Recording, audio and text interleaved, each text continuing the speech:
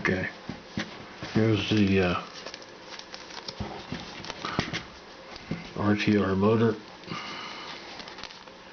Oops, that's the wrong bag. Okay, and this is what I'm using just to get this put together here real quick.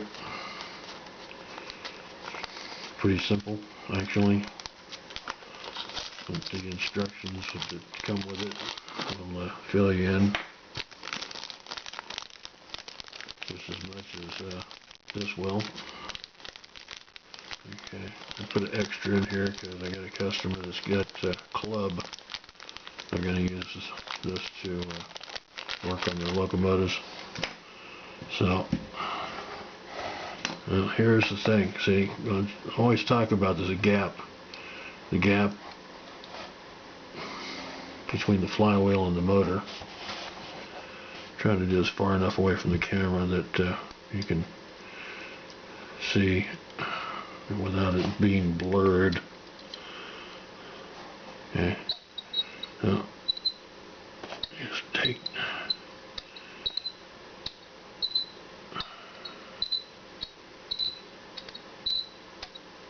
the puller and open it up.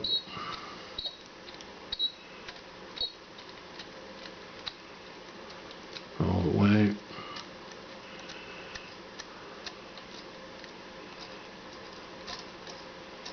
And this is the RTR motor I was talking about in the previous video, where I was yakking about everything under the sun, I guess.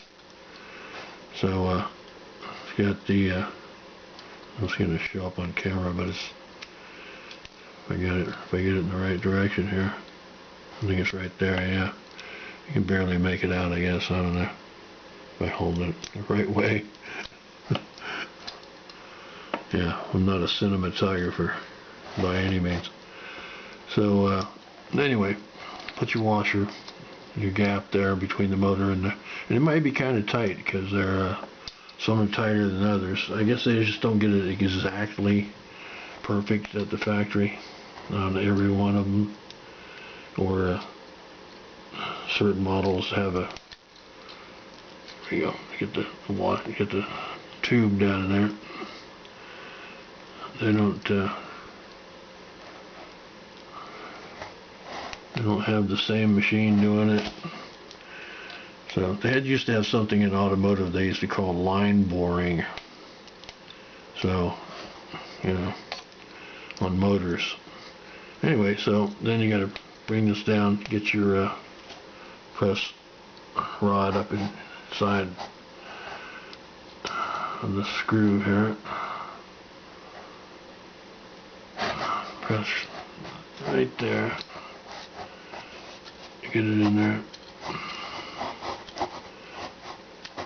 Yeah, there we go. Okay, and then get everything lined up straight. Make sure your motor is underneath it square on all sides. You're lined up. Okay? That's what you want to do. And get the, there we go. Just press, keep turning the screw until it pushes down, and see that if you start having any kind of resistance that you think is too much, back it off. Make sure that you've got it right where it's supposed to be, squared up. This is some of these you have to take once you get it on there, you'll feel it move, but then it gets real tough. And unless you got unless you're Arnold Schwarzenegger or something, or Lou Ferrigno, you're gonna have a problem getting that thing off of there. So keep trying it. Just back it out and then go back in again, like this. And then watch out, because here it comes. This is an RTR motor.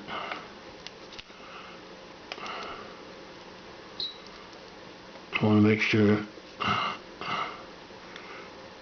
you give it all you got. And there you go. It just broke loose. There. Sometimes you have to get the pliers out. There we go. And sometimes you don't. And sometimes you feel like a nut and sometimes you don't. As long as you keep it together. Now when you put this back together again, if you're wondering what the gap is, you know, and you kind of forgot to measure it, it's the easiest thing in the world to do, is that you just put this washer like this. You put your CA glue or your JB weld or whatever you're going to use on your shaft, and then you press down and just keep it, it's whatever it says. If you have to set it up for 15 minutes or 15 seconds or whatever it is that the manufacturer says to use their adhesive for, the pressure on it, and it'll be at that gap. And these washers, if you use them and they get bent, just bend them back. That's all it is. It's just a piece of metal. And you know, they get marks on them and they get bent, and I bend them back again, and it's a pair of needle nose pliers, and I keep using them over and over again.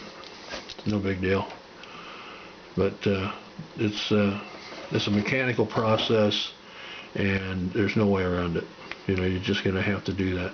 But the main thing is, now you don't have to worry about hitting the bullseye, because every time when you put this piece of tubing in there, the press shaft is going to go straight to the axle shaft on the motor. So anyway, that's it. Have a great day.